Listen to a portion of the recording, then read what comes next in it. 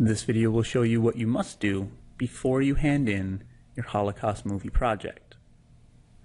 Now the thing about this project is we're all doing pretty much the same thing, but we're all doing it in a slightly different way. Like I may have used my iPhone to record, you may have used a microphone, maybe someone else used some sort of Android phone, I don't know. We all did it slightly differently. And what we want to have happen here is for the audience not to be jarred by something different. Now, since we're all using the same program to do the visuals, they really shouldn't be jarred too much by what they see. Like maybe some will be in color, some won't, but I don't think anybody's going to be put off by a transition between video number 5 and video number 6.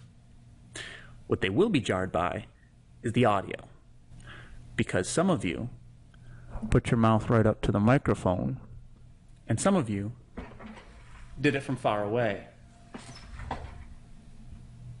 So, what we want to do here is kind of level it all out. So here's what you're going to do. Go to all of your audio files, anything that makes a sound,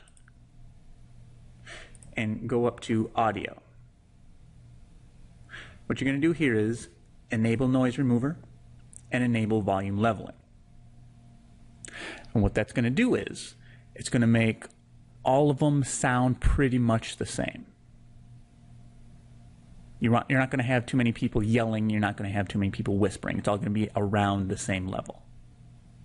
If you'd like to do it all at once, like I'm supposing that you have several audio files. If you'd like to do them all at once, click on all of them while you're holding down the Shift key. Enable Noise Removal. Enable Volume Leveling. Now it should all be fairly similar. Once you have that done, you're going to want to produce and share this. Do not save this as a Camtasia project, because the people who are putting it together aren't necessarily going to be using Camtasia. You're going to have to save it as an MP4 file. So here's how you do that. Go up here to Produce and Share. The default is MP4 with Smart Player. You don't want that. It makes this a much bigger file than it needs to be. Go to MP4 only, up to 480. Hit Next. I highly recommend you save this as your name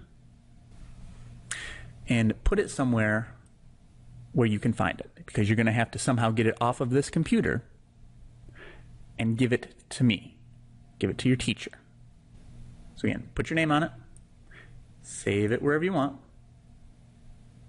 Once you're done, it'll go through the process of rendering.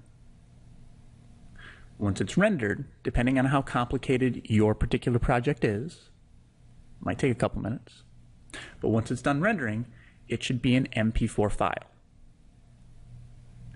Before you let anyone have this, before you let your teacher take a look at this, make sure you can see it.